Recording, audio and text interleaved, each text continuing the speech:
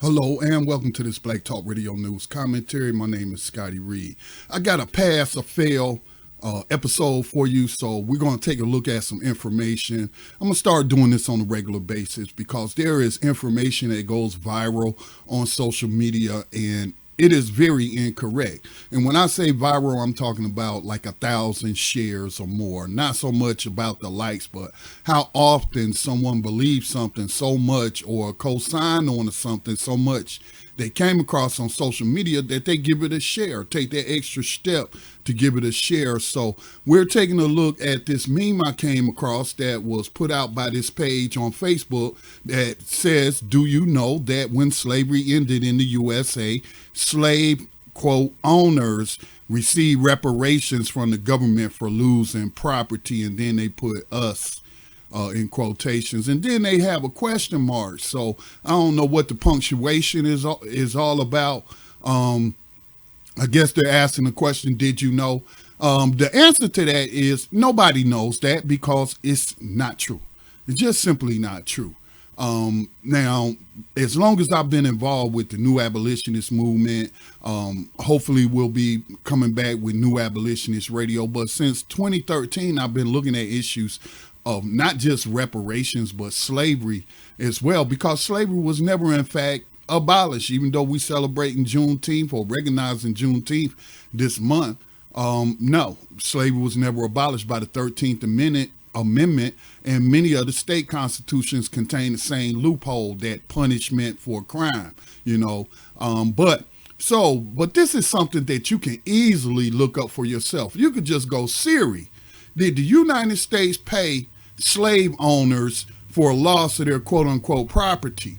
That's something you could easily look up. Again, 17,000 people shared this particular meme, and it is just completely false. It's completely incorrect. And if you have access to the internet, there's no excuse for you not checking facts. And why is this important? Well, number one, it's important to me because I believe that social media brings about anti-intellectualism, and it also, I don't think I'm breaking any news here by saying that it also spreads disinformation, and then people be arguing with each other or arguing a certain point, and it's just totally incorrect, and they could have easily fact checked that. So 17,000 people is not a lot of people in the grand schemes of things, but in terms of social media, 17,000 shares, not to mention almost 1,000 likes of some very incorrect information. So all you would have had to do is, if you were already well storied, then the 14th Amendment rendered that illegal and they could not do that. The 14th Amendment of the U.S. Constitution pertains to citizenship rights, equal protection under the law, apportionment, and Civil War debt. Now, this was passed by Congress on June the 13th, 1866. So yesterday would have been an anniversary. Ratified on July the 9th, 1868. The 14th Amendment changed a portion of Article 1, Section 2. A portion of the 14th Amendment was changed by the 26th Amendment. So look, let's go ahead and look at Section 4 of the 14th Amendment. And it states, the validity of the public debt of the United States authorized by law, including debts incurred by payment of pensions and bounties for services in suppressing insurrection or rebellion, shall not be questioned. So, as an example, paying these Civil War veterans their pensions, we're not going to question that. Or anybody that was drafted into service and we owe them any money, or we contracted them to help us put down the rebellion, there'll be no question of those debts. Those debts will be paid. Okay. And then, throughout history, we've had some people have to fight to get that debt that was owed to them.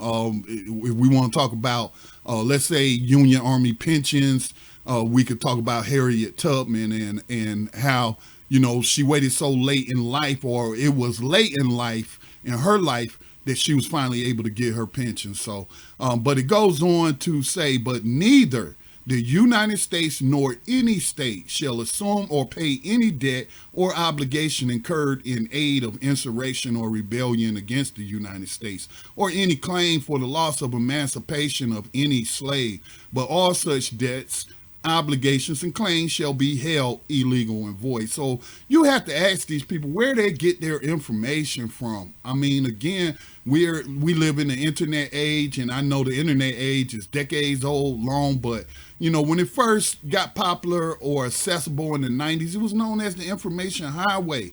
But yet it is also a conduit for a lot of wrong information or misinformation. So somebody might say, well, what does the 26th Amendment say? It said that Amendment 14 was changed by the 26th Amendment. Well, it was just simply changed. It set a date, an age where one becomes eligible to vote.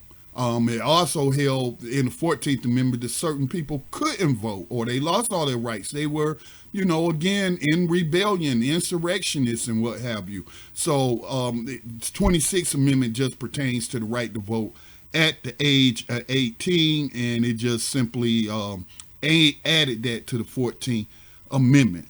All right, and now here's another clue if you know Black history. Robert Smalls.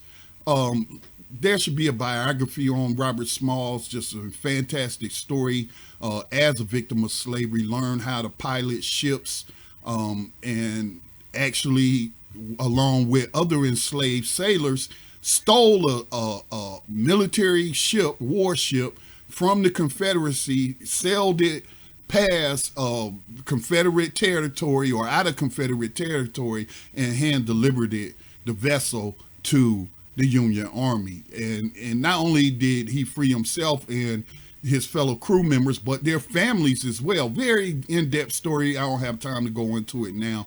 But this part also speaks to people saying that these former slavers were paid for loss of their property or their victims. And that's simply not true. So after the Civil War, besides becoming one of the first Black persons elected in the South, he served in South Carolina as a South Carolina U.S. Senator.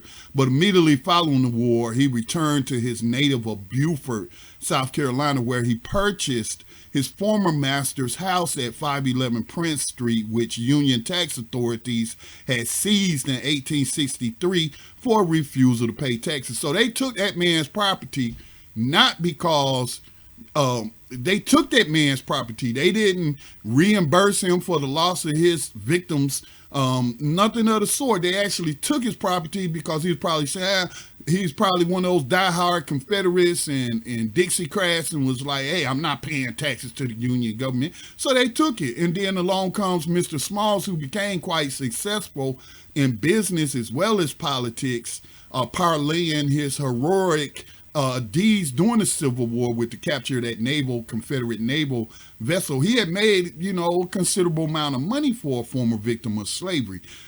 This wasn't the norm, but he was able to purchase his former enslaver's mansion.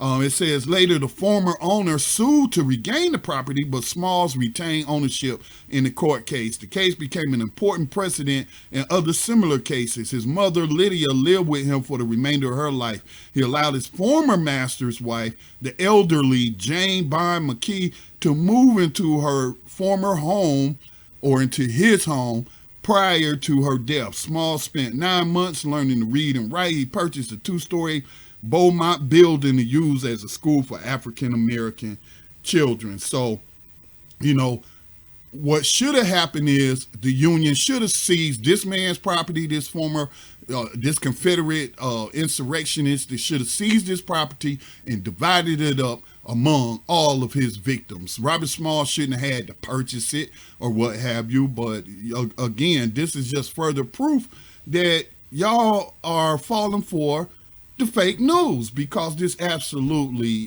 did not happen. The United States did not reimburse any slavers for the loss of their human cargo or property, just so it gets a fail. All right.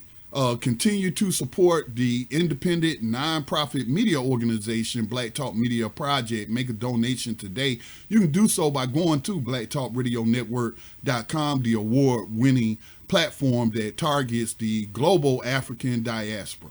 Peace and blessings to all.